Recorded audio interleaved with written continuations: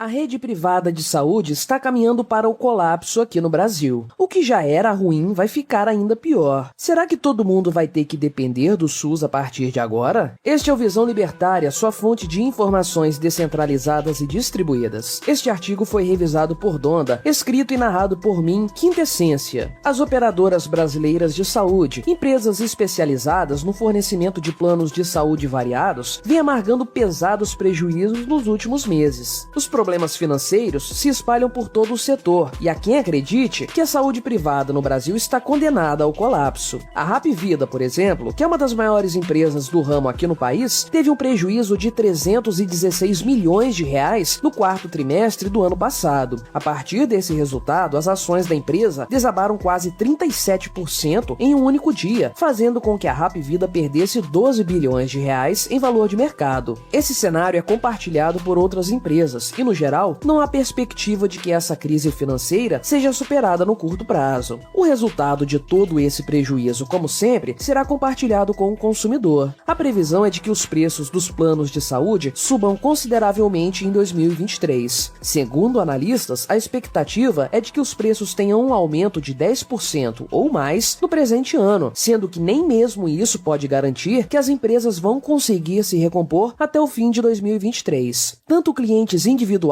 como coletivos serão impactados pelo reajuste dos valores. Atualmente, mais de 50 milhões de brasileiros possuem plano de saúde, sendo que 82% desses estão ligados a algum plano de saúde empresarial. Mas afinal de contas, o que causou todo esse recente prejuízo no mercado privado de saúde? Basicamente, o aumento no uso de serviços assistenciais oferecidos pelas operadoras elevou seus custos, sendo que as receitas se mantiveram estáveis. Especialmente no ano passado, a demanda pelos serviços médicos atingiu níveis inéditos e esse aumento de gastos pegou as empresas desprevenidas. Elas não estavam preparadas para lidar com isso e o lucro obtido em trimestres anteriores foi revertido para prejuízos consideráveis. As operadoras de plano de saúde são empresas que possuem sua receita vinculada ao pagamento das mensalidades e suas despesas aos serviços de saúde fornecidos aos seus clientes. Portanto, quanto menor for o uso dos serviços por parte dos clientes, maior será o lucro das empresas. Durante a crise sanitária, o gasto com o custeio dos tratamentos médicos dos clientes foi de cerca de 66% da receita total. Agora, com o fim das restrições, esse valor chegou a mais de 90%, o que implica dizer que as empresas precisam pagar todas as suas outras despesas com menos de 10% do seu faturamento, e essa conta não está mais fechando. E como sempre, o Estado tem sua considerável parcela de culpa nessa história. Ainda estão bem vivas em nossa memória todas as políticas tirânicas de restrições sanitárias a que nós fomos submetidos, especialmente durante 2020 e 2021. Muitas consequências negativas surgiram em decorrência dessas medidas estatais. Uma das mais críticas dessas consequências foi o fato de que muitas pessoas deixaram de procurar serviços médicos durante esse período para evitar o risco de contágio. Assim, muitos tratamentos foram interrompidos, doenças deixaram de ser diagnosticadas e o acompanhamento da própria saúde foi deixado de lado. Tudo, é claro, em nome da saúde e da ciência. Acontece que, nesse cenário, os planos de saúde passaram a ter uma margem de lucros muito maior. Essas empresas, então, se estabeleceram dessa forma, adaptando-se a esse novo estado de coisas. Agora que as restrições foram superadas, contudo, aquela demanda que estava reprimida se transformou em demanda efetiva. As pessoas voltaram a buscar os serviços de saúde. A busca por cirurgias eletivas, aquelas que não têm caráter de urgência, aumentou consideravelmente. E como consequência, os gastos médicos das operadoras de saúde subiram para níveis superiores ao período anterior à crise sanitária. Essa maior procura por serviços médicos explica parte dos prejuízos auferidos por essas empresas nos últimos meses. Há também o fato de que a citada crise sanitária mudou os hábitos das pessoas. O povo brasileiro se tornou mais hipocondríaco, por assim dizer. Os indivíduos buscam cada vez mais tratamentos médicos, realização de exames preventivos e outros serviços assistenciais. Isso faz com que o custo por cliente aumente, obrigando as empresas a arcar com prejuízos ou aumentar as mensalidades. O cenário é tão caótico que mesmo o crescimento na base de clientes é considerado um problema. Após o fim da crise sanitária, mais pessoas passaram a se preocupar com sua saúde, buscando um plano privado. Essas pessoas, porém, ajudam a compor essa base deficitária de clientes que gastam mais do que pagam. Contudo, a maior culpa é mesmo do Estado. As medidas sanitárias estatais distorceram o mercado de muitas formas. Em primeiro lugar, grande quantidade de recursos foram destinados a uma única área, relacionada à doença em questão. Esses recursos deixaram de ser empregados em outras áreas, impedindo sua modernização e a consequente redução de seus custos operacionais. Por outro lado, a redução artificial da procura por outros serviços médicos durante a crise sanitária causou o acúmulo da demanda nessa área. Quando as restrições foram removidas, as operadoras de saúde não estavam preparadas para lidar com toda essa demanda, e o prejuízo se tornou inevitável. Antes dessa condição sanitária, apenas 160 empresas da área de saúde privada estavam com contas no vermelho, representando 5 milhões de clientes. Hoje, contudo, esse número saltou para 262 empresas, que respondem por quase metade dos clientes dos planos de saúde privados. Com suas desastrosas medidas de contenção sanitária, que não surtiram qualquer efeito prático no fim das contas, o que o Estado conseguiu foi condenar à falência um importante setor econômico. Graças a toda essa intervenção, o problema das operadoras de planos de saúde aumentou em 4 vezes, num período de apenas 2 anos. Também é necessário notar que existe uma burocracia colossal no que se refere ao estabelecimento de planos de saúde. As empresas precisam atender a uma série de normas estatais absurdas e sem sentido, algo que sempre resulta em maiores custos para o consumidor final.